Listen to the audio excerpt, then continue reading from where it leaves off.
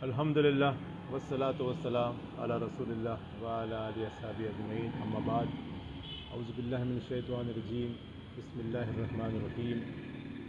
Qul in kuntum tuhibbuna Allah wattabi'uni yuhibbukumullahu wa yaghfir lakum dhunubakum wallahu ghafurur rahim. Rabbi shrah li sadri wa yassir li amri wahlul 'uqdatam min lisani yafqahu qawli. I welcome all of you. Assalamu alaikum wa rahmatullahi wa barakatuhu. This is the second episode of the Seerah series on Facebook. And today's topic is the unique qualities of Prophet Muhammad, peace be upon him. In the last episode, we had spoken about the importance of knowing the Seerah of the Prophet, peace be upon him, because in this age of media and the false information, we have to know the seerah of the Prophet in detail so as to defend the honor of our Prophet. And this series intends to give information about the Prophet and Islam even to the non-Muslim brothers who are interested in Islam and those who have no way to learn about it. So please share the information about this Seerah series every Tuesday 7 p.m. with your friends, relatives, your friends, Muslims and non-Muslims, right? So today's topic is the unique qualities of Prophet Muhammad, peace be upon him. So where then do we begin when it comes to describing the one whom Allah has chosen above the entire creation?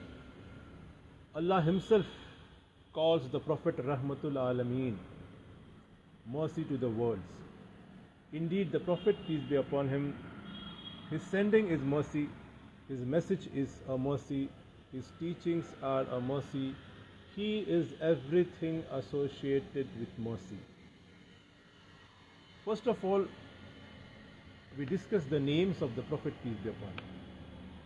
He had many titles, many names. Some scholars wrote up to 250 names for the Prophet, peace be upon him. There is a hadith here from Jubair ibn Mut'im in Sahih Muslim. The Prophet, peace be upon him, said, I have 5 names.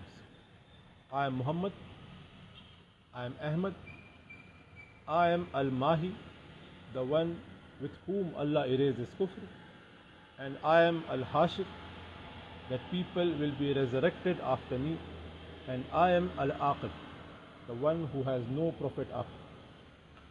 And in another narration, Allah's Prophet said, I am Nabi al-Rahma and Nabi al-Tawbah and al-Muqaffa and al-Malahim. The two that the Quran explicitly mentions are Muhammad and Ahmad. In a long Sahih Hadith, it is narrated that on the Day of Judgment, the people will go to Adam, peace be upon him, and say, O Adam, you are our father and Allah created you. And Allah blew His ruh into you. Do you not see the situation your children are on the Day of Judgment?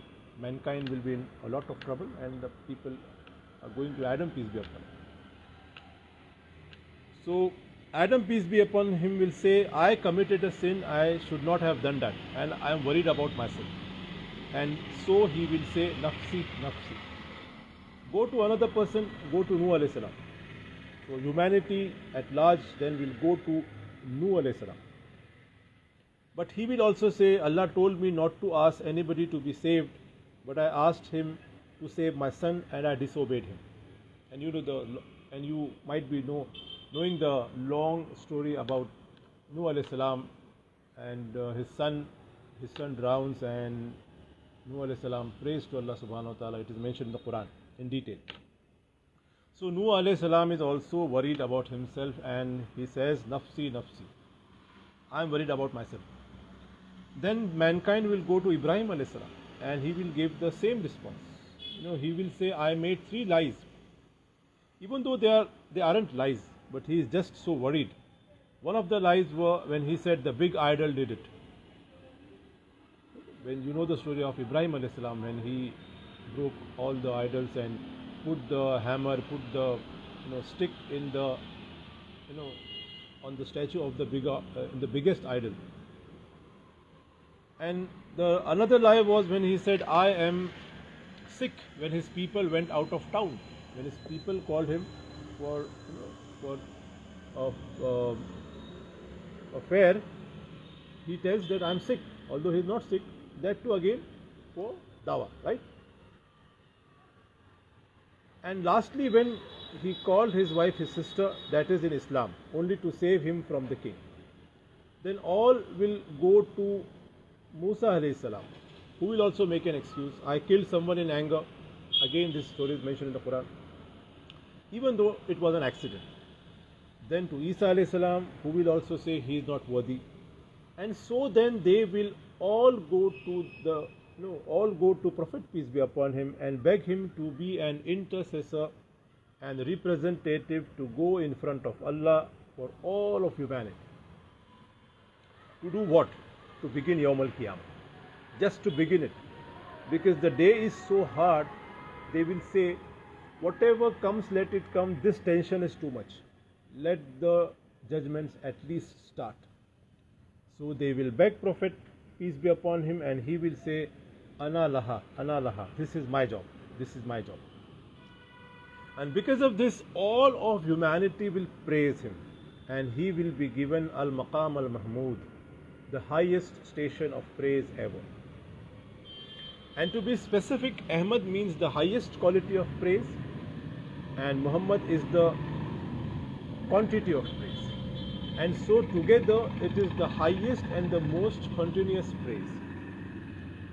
Now as for his third name, the Prophet explained it himself. Al-Mahi. Al-Mahi means the one through whom Allah will wipe out kufr. The Prophet said, through me Allah will wipe out kufr. Indeed, the Arabian Peninsula was immersed in kufr. But in his own lifetime, the entire peninsula reverted to Islam. And within 20-30 years, major regions of the world who were immersed in kufr came into the fold of Islam. Right? The next name is Al-Hashir. That is that mankind will be resurrected after the Prophet, peace be upon him. That is right after him. What does this mean? One interpretation is that the coming of the Prophet, peace be upon him, is the first sign of the Day of Judgment.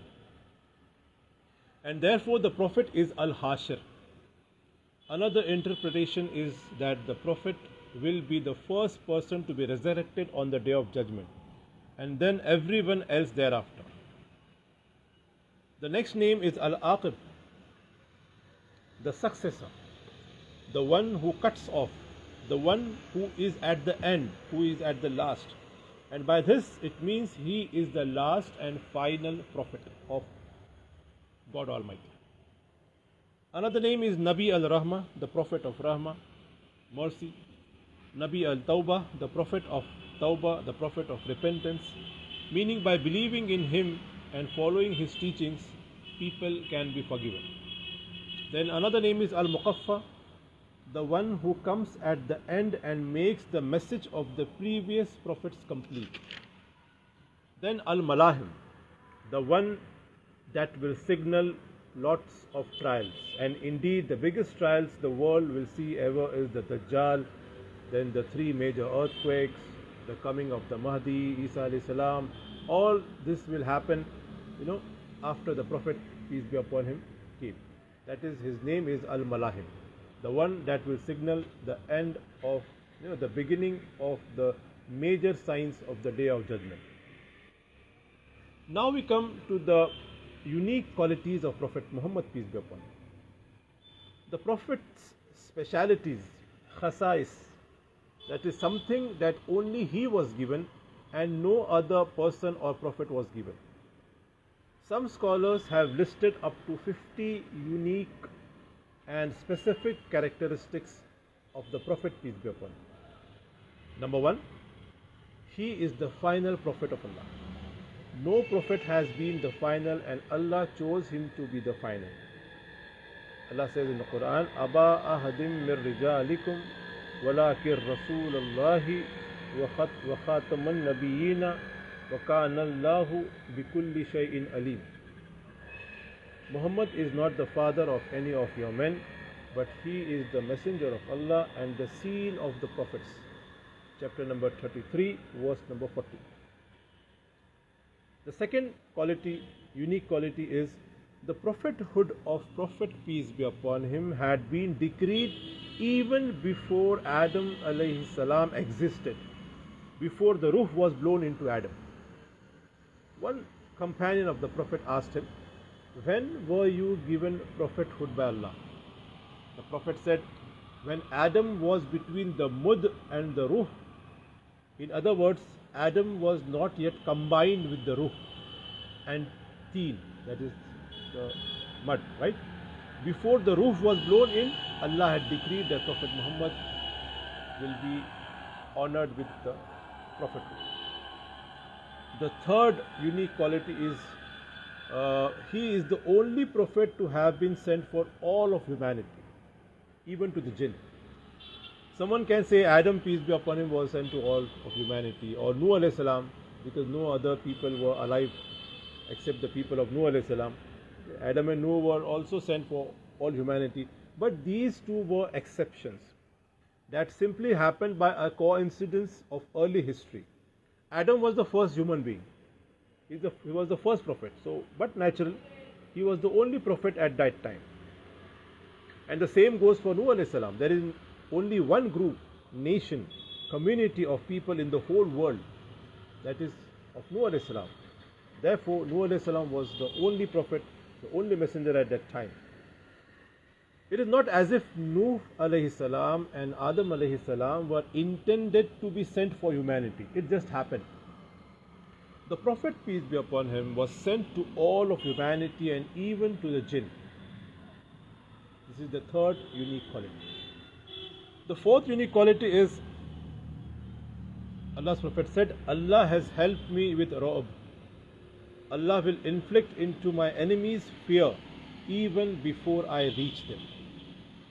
Allah struck fear into the Prophet's enemies for the distance of one entire month. The Prophet, the fear of the Prophet, the awe of the Prophet was instilled in the hearts of the enemies of Islam. Unique quality number 5 is the Prophet will have the largest ummah, the biggest ummah. On the Day of Judgment, his ummah will be the largest.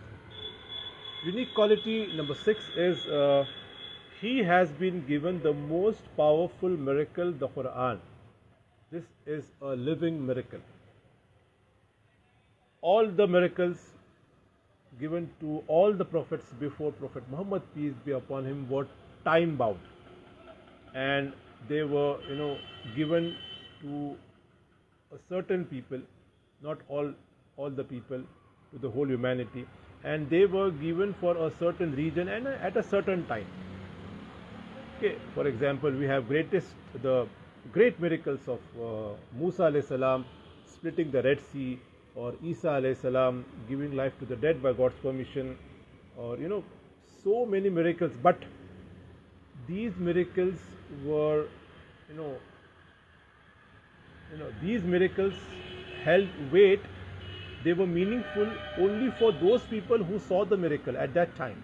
Now, after 2000 years, 3000 years, we can't go back and check the miracles, right?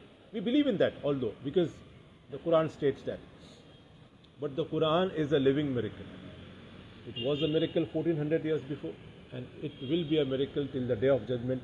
People can take up the Quran, read the Quran, understand the Quran, and know its miraculous nature. Unique quality number 7 is the night journey of Al-Isra wal-Miraj. No other prophet while alive did such a journey. Even when Allah subhanahu wa ta'ala spoke with Musa alayhi salam, it was the divine speech given to Musa while Musa was on earth. But the Prophet Muhammad, peace be upon him, was the only human to have been called up to the presence of Allah. And the Prophet undertook a journey to the heavens no one else undertook. He went up to a maqam that even Jibreel said, my permission stops here. You must go alone. I can't go further. This is my limit. So the Prophet was, this unique quality, this unique characteristic belongs to the Prophet, peace be upon him. Unique quality number 8 is the Prophet is the leader of all of humanity. He himself told us this, I am the Sayyid, the one who is in charge of the leader, the one who is in charge of all the children of Adam, of all humanity. Sayyid here means he is the master, the perfection of humanity, and he deserves to be the leader, and indeed he will be the leader on the Day of Judgment. The 9th unique quality is the Prophet, peace be upon him, will be the first to be resurrected. The first grave to open up when the second trumpet is blown will be the Prophet, peace be upon him. This explains his name Al-Hashir. He will be the first to be clothed. The 10th unique quality. The Prophet will be given the largest house, a pool, which is square in shape, and it is so large that one side of it is as if it is from Makkah to Sana'a, which is half of the Arabian Peninsula. Again, the 11th unique quality of the Prophet is he will be given the Al-Kawthar, a river of Jannah, and all the rivers of Jannah split from that. It is as if the people of Jannah will drink water from the gift of the Prophet, peace be upon him. This is mentioned in Surah Al-Kawthar. The 12th unique quality. He will be the first to cross over the Sirat, the one to guide his ummah to Jannah, first to knock on the doors of Jannah. He will be the first human to enter Jannah. Again, the 13th unique quality of the Prophet is Allah has blessed the Prophet with the highest level of Jannah, the pinnacle of Al-Firdaus Al-Ala. This is called Al-Fadila. The Prophet said, this Fadila is a level of Jannah that Allah has chosen for only one of his servants. And then he said modestly, I hope that I am that person. But there is no other human than him that is qualified for this position. And the Prophet wanted us to pray that Allah gives him this wasila and fadila. That is why every time the azan is called, we reply, Allahumma rabba hazihi dawati tamma wa salatil qaimah آتِ محمدا الوسيلة والفاضلة وبعثه مقاما محمودا للذي وعدته. This is the dua after, we make after the azan. So these were the few of the unique qualities of the Prophet, peace be upon him. Although there are lots of unique qualities, but these are the main unique qualities we discussed. Again, now we come to the internal qualities of Prophet Muhammad, peace be upon him, the moral qualities of Prophet, peace be upon him. The Prophet had so many internal qualities. Of these were patience, mercy, understanding, love and care, and also humility, modesty, simple lifestyle, etc. To speak about simple lifestyle, there is one incident here mentioned in the hadith. Umar Raziyallahu Anhu entered upon him when the Prophet was lying in his small compartment in his masjid. And there was nothing but a jug of water and a small bed made out of the branches of a date palm tree. When Umar comes in, the Prophet sits up to greet him. And because of the date palm branches, there was a red mark dented into the side of the Prophet, peace be upon him, his back. And when Umar Raziyallahu Anhu sees this, he starts crying. And this was the 7th or the 8th year of Hijrah, when the Prophet is the undisputed leader of Arabia, right? The large part of Arabia. Umar Raziyallahu Anhu says, O Messenger of Allah, how can we allow you to live like this? see the emperors of Rome and Persia, how they have a lavish lifestyle, and you are suffering so much. The Prophet, peace be upon him, replied, O Umar, aren't you happy that they have the world and we have the hereafter? So this was a simple lifestyle.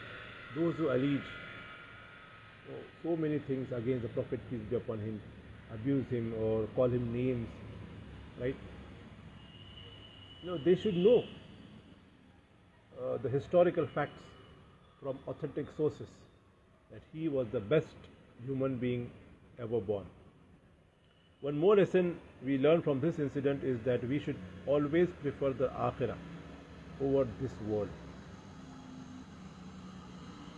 And sometimes the Prophet would not eat a proper meal for around 6 weeks. Imagine, for 6 weeks, 1.5 months, he would not eat a proper meal. And Urwa, 40 years down the line, asked Aisha Radhiyallahu anha, "Oh my mother, how did you live then? 6 weeks you didn't have a proper meal." Aisha Radhiyallahu anha, the wife of the Prophet, peace be upon him, said, "We lived by eating the two dark things, dates and water."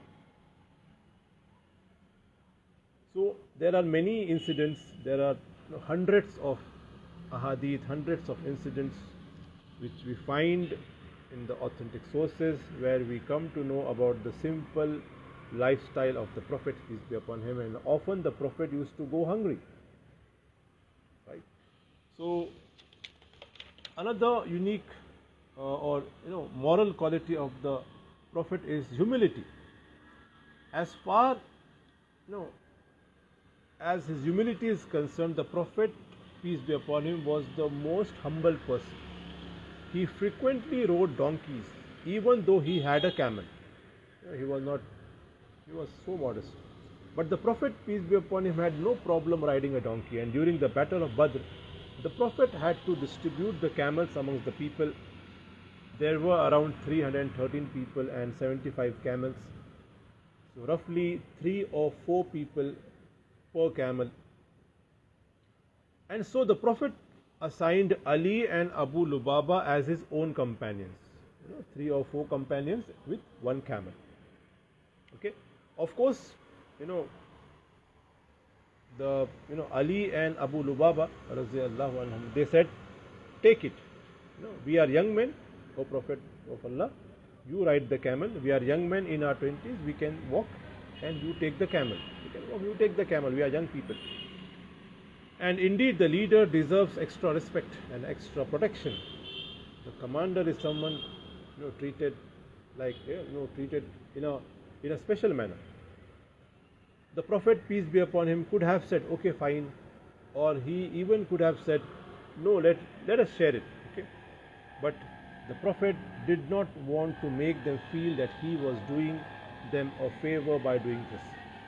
So he smiled and said, "Neither are the two of you any stronger than me, and nor am I in any lesser need of the reward than you two. I am not so old, and even I need the rewards. I need the ajr from Allah subhanahu wa ta'ala. So we will share the camel." Okay. So this is, again hundreds of incidences, okay, hundreds of incidents where we come to know about the humility of the Prophet, peace be upon him. Manners, Anas ibn Malik radhiyallahu anhu lived up to the age of 110 years, and this was because of the dua of the Prophet, peace be upon him. Anas radhiyallahu anhu's mother gave Anas to the Prophet, in servitude, in the service of the Prophet, in the hope that the Prophet would make dua for her. And the Prophet made dua for Anas ibn Malik. He said, "Oh Allah, give him barakah in his life and in his wealth and in his progeny." It was said that Anas radhiyallahu anhu had so much wealth, and that whatever business he did was very fruitful. Whatever business he did, it was fruitful, it was successful. He had grandchildren, great-grandchildren, great-great-grandchildren, that was so many he couldn't count. This was all because of the Prophet's dua, right? And he says, I served the Prophet for 10 years, but not once did he rebuke me. Not once did he even say oof. Oof means it is the least word to express irritation. The Prophet didn't even said oof. The Prophet never asked him, why did you do this? Why did not you do this? Okay, he never said that. This is the perfection of the manners of the Prophet, peace be upon him. Again, bravery. Ali ibn Abi Talib radiallahu anhu said, when the fighting would become severe in Badr, we would seek refuge around the Prophet, peace be upon him. Imagine, Ali radiallahu anhu is telling that in Badr, when the fighting grew fierce, we to protect ourselves, we would, seek refuge. We would fight, around the Prophet, peace be upon him. The Prophet, peace be upon him, was so brave. And again, there are hundreds of incidents that we come to know about his bravery. Then generosity. The Prophet, peace be upon him, would never refuse any request asking of him, ever. Anybody would ask, he would give it. He would never say no. This is why a Sahabiya said, it was possible for any little girl to go to the hand of the Prophet for help. Any little girl would go and grab the finger of the Prophet and take him. Right? He was the leader of people of Arabia, undisputed leader. And imagine, he was the Prophet of Allah subhanahu wa ta'ala, but still he was so humble and so generous that little girl would catch his finger and take him wherever she wanted. Okay. It is narrated that the Prophet was wearing a garment that had holes in it. So one of the Sahabi gifted him a very beautiful garment. Allah's Prophet wore this garment. Then another Sahabi asked him, can you give me this garment as a gift? And immediately the Prophet said yes. Okay, this is the very garment he got just now, a new garment. And another Sahabi is asking, and he gave it to him. All of the companions of the Prophet, the Sahaba, jumped on this other Sahabi. They were very angry. And they said, you knew that he would never turn down a request. Then why did you ask him? And the Sahabi said, before you get angry at me, I'm going to tell you this. I am not taking this to wear. I want to use this as my kafan. This shows the generosity of the Prophet, peace be upon him.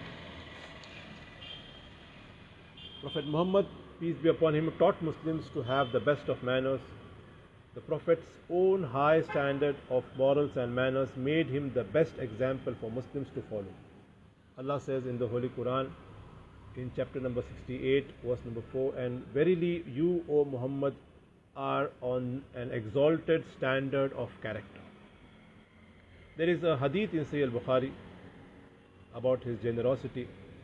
One day the Prophet offered prayer in the mosque and hurriedly went inside his home. And after a while he came back. The Sahaba asked, what was the matter, O Prophet of Allah? You offered your salah, went inside, came back. Allah's Prophet said, I left a piece of gold at home which was marked out for charity. And I disliked letting it remain a night in my house. So I brought it to the mosque to distribute it. Now, see his training to his companions, to his wives. Aisha radiallahu anha said, this hadith is mentioned in Sahih al-Bukhari. She says, a lady along with her two daughters came to ask alms, and Aisha radiallahu anha at that time she had nothing except one date. She says, I gave that date to her, and that woman, she divided it between her two daughters. So she only one date she had, given that she gave, because of the training of the Prophet to be generous. In another hadith, the companion Abdullah ibn Umar radiallahu anhu was seen in the market buying fodder for his camel on credit. One of the men he knew, and he asked him, yesterday, I know, yesterday you got 40,000 dirhams and a blanket, right? You received that, I know that. So again, and today you are buying fodder on credit. The truth was that Abdullah ibn Umar had distributed the dirhams, all the 40,000 dirhams before nightfall. He then took the blanket and threw it over his shoulder and headed home. But by the time he reached home, he had given that to a needy person. So again, this shows the generosity of the Prophet, peace be upon him. Again, the Prophet had even the sense of humor. There are hundreds of incidents where we come to know about the sense of humor of the Prophet, and this shows, having humor, joking around with your companions, your friends, shows the person's humbleness. We know that people in position and power, they don't joke around. Don't joke around, with the people around them. They have a stern face. They show their, position. But the Prophet was so humble. He joked with his companions. Okay, and there are so many instances of the jokes. All of the jokes are pure, clean, and truthful. Even his jokes are truthful. Once, an old lady came to the Prophet, peace be upon him, and said, "O Messenger of Allah, make dua that Allah causes this old lady to enter Jannah." And the Prophet looked at her and said, "O my aunt, haven't you been informed that old ladies cannot enter Jannah?" And when the old woman heard this, she began to cry. And the Prophet told her, "Don't cry. For wallah, old ladies cannot enter Jannah, but Allah will first make them into young, fair maidens. And then you will enter Jannah." That is, you are going to be young and beautiful when you enter Jannah. And then the Prophet recited the verse, "Inna ansha'nahunna insha'an." We bring them forth with a new beginning. This is mentioned in the Holy Quran in chapter number 56, verse number 35. Okay, and there is another incident here about a young man named Zahir, whom the Prophet used to love a lot. And we don't know much about this person known as Zahir, this Sahabi known as Zahir. Once the Prophet saw him in the marketplace selling some things, and he was shouting, "Who is going to buy this from me? Who is going to buy this from me?" He was selling something. So the Prophet came from behind and quietly grabbed him and gave him a bear hug, a bear lock. He held him from behind. And when Zahir saw it was the Prophet, he leaned back trying to get the barakah. And then as a joke, the Prophet shouted out, "Who is going to buy this abd from me? Who is going to buy this slave from me?" Okay. In those days, if you say who is going to buy an abd in a marketplace, of course it meant a slave. But here, the Prophet meant slave of Allah. Again, even in his joke, the Prophet isn't lying. So Zahir said, "O Messenger of Allah, in that case you are going to get a very bad bargain. I'm not going to sell very expensive. I'm not so expensive." Zahir had a very low self-esteem. But the Prophet said, "You are very expensive in the eyes of Allah." Again, he has another moral quality of the Prophet is the love for Ummah. Allah subhanahu wa ta'ala mentions this in Surah Tawbah, chapter number 9, verse number 128. Allah says, "Laqad ja'akum rasulun min anfusikum azizun alayhi ma ahittum harisun alaykum bil mu'minina raufur rahim." Allah says, "There has come to you a messenger from amongst you. He finds it difficult to bear your hardships. He is ever eager for you. To the believers, he is full of compassion and mercy." Surah Tawbah, chapter number 9, verse number 128. Right? So these were the moral qualities we discussed. There are hundreds and thousands of unique qualities, hundreds and thousands of good moral qualities of this last and final messenger of Allah, which you can refer the authentic sources, the Quran, the Sahih Ahadith, the lectures of authentic speakers. And the mistake we make is that we come to know about the Prophet, this last messenger, this last messenger of Allah subhanahu wa ta'ala, through the media, through what the people say, and that is absolutely wrong. If I want to know more about Hinduism, I will read the Vedas. If I if I want to know about Christianity, I will read the Bible. If I want to know about Islam, I will read the Quran. But what mistake we make is that we get to know about a certain religion from the media, and this information may be right, may be wrong. But if you know any religion from its authentic sources, then this is the correct way of knowing the religion, right? So, if you want to know about Islam, if you want to know about the Prophet, peace be upon him, then you should refer the authentic sources. And this Prophet, the last and final Prophet, as scholars have written books about him, about this is the same Kalki Avatar, and this Prophet Muhammad is mentioned even in the Vedas, in the Upanishads. Okay, so maybe we will have a lecture about Prophet Muhammad, peace be upon him, as mentioned in the world scriptures, right? So know him, know what Islam is, and you will begin to love him. Allah says in the Holy Quran, "Kul in kuntum tuhibbuna Allah fattabi'uni yuhbib lakum wa yaghfir lakum zunubakum wallahu ghafurur rahim." Say, O Muhammad, Allah is telling Muhammad, peace be upon him, say, if you truly love Allah, then follow me. Allah will love you and forgive your sins. So this was the second episode about the unique and moral qualities of the last and final messenger of Almighty God. And next Tuesday, 7 p.m, inshallah, the third episode. Be with me, share the information. All the best. We pray to Almighty God to bestow peace and progress in this country, in this great country, India, and all over the world. Assalamu alaikum. Wa akhiru da'wana anil hamdulillahi rabbil alamin.